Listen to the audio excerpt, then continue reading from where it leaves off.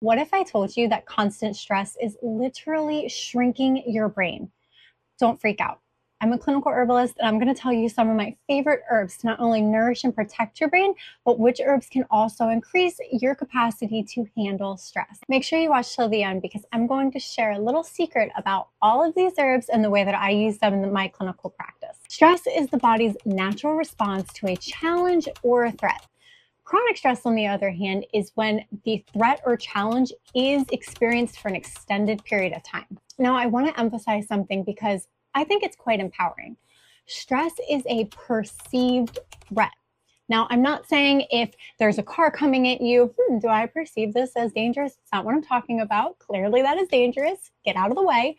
What I'm talking about is that email that you accidentally missed, or you being stuck in traffic, or you missed a phone call or you were supposed to call somebody back, whatever it is.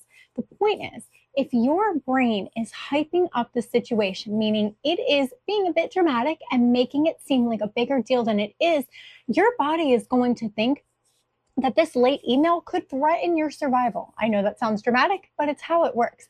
So why this is so empowering is because if you can shift the way that you are seeing situations, you are going to dramatically impact the cascade of hormones that are released during a stressful event. Real quick, if you're enjoying this video, could you give it a boost in the algorithm? Maybe hit that like button or leave a comment below. Science has shown that chronically elevated levels of cortisol can not only shrink the hippocampus, the memory and learning center, and enlarge the amygdala, the fear and emotional reaction center, but it can actually cause dendritic atrophy, which is like the deterioration of parts of the brain cells that communicate with one another. I'm going to explain this in more simple terms in just a moment, but if you are interested in this study, I have linked it below. When we perceive a threat, hormones release into the bloodstream, and the bloodstream is kind of like the body's Uber.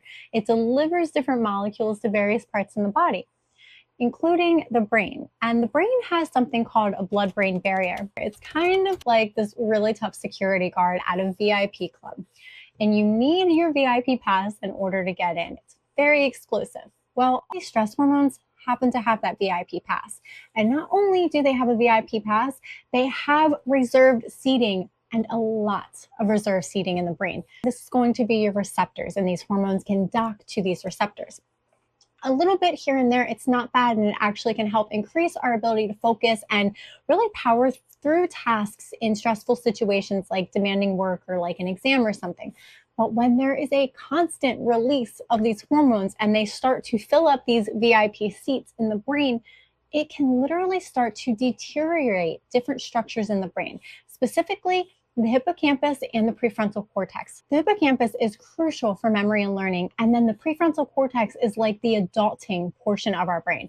It's how we can regulate our emotions and think clearly to plan and organize, and our decision making and our ability to focus and pay attention and our working memory. So what does all this mean? Well, it's kind of like somebody coming along and pouring a wonderful cup of tea all over the control panel that is like your brain. System starts to glitch. Files start to go missing, poor memory. The system starts to send out haywire alerts, anxiety, and your operator has frozen, brain fog. In short, long-term exposure to chronic stress can alter the structure and the function of your brain. Okay, enough of the scary stuff. What are some practical ways that you can prevent this? We're going to start with our first herb, which is Ashwagandha. Now, this one is pretty popular right now. Honestly, I didn't even want to put it in this video because it is so popular, but the clinical studies supporting its ability to reduce cortisol levels, it's undeniable, and I need to include it because I would be doing you a disservice if I did. Ashwagandha is a classic adaptogen. It's going to help your body regulate its stress hormones by working specifically on the HPA axis. It has been clinically shown to reduce cortisol levels, and it helps to protect the adrenal glands, which are the glands that actually secrete the stress hormones. It protects the adrenal glands from depletion of vitamin C, which is very common in adrenal fatigue. It also has the ability to help increase concentrations of GABA, which is a very important neurotransmitter for calm and relaxed, grounded states of being. This is also why it can be really supportive for people who struggle to sleep at night, often as a result of chronic stress. It will induce a nice, restful, peaceful sleep while also enhancing your energy during the day. As if this wasn't amazing enough, ashwagandha also enhances cognition by helping to clear the mind, enhance processing speed, and improve mental acuity. Lastly, some safety precautions. If you are pregnant or breastfeeding, I do not recommend taking ashwagandha root. And if you are taking barbiturates, I do not recommend taking it because of ashwagandha's effect on GABA. It can increase the effects of the medication. Additionally, if you were taking levothyroxine for hypothyroidism, ashwagandha does have the ability to reduce thyroid function, so it can increase the effects of that medication. Moving on to our next herb, and that is Eleuthero Root. I love this herb. This one is wonderful for fatigue, stress, and anxiety. It has an affinity for the adrenal glands, specifically the adrenal medulla, and it has the ability to regulate the HPA axis, which is going to support regulation of those crazy stress hormones. Eleuthero Root has the ability to increase physical endurance and stamina because of its influence on the mitochondria within cells. And the mitochondria are just kind of like the powerhouses that produce energy within cells. Additionally, Eleuthero Root has the ability to strengthen the immune system with regular use. And if you think back just a little bit ago when we were talking about ashwagandha root and its ability to preserve the adrenal glands from vitamin C depletion, that is one of the reasons that people who endure chronic stress are often experiencing some type of infection, or they're always sick, they're cold or cough, something they just can't really shake.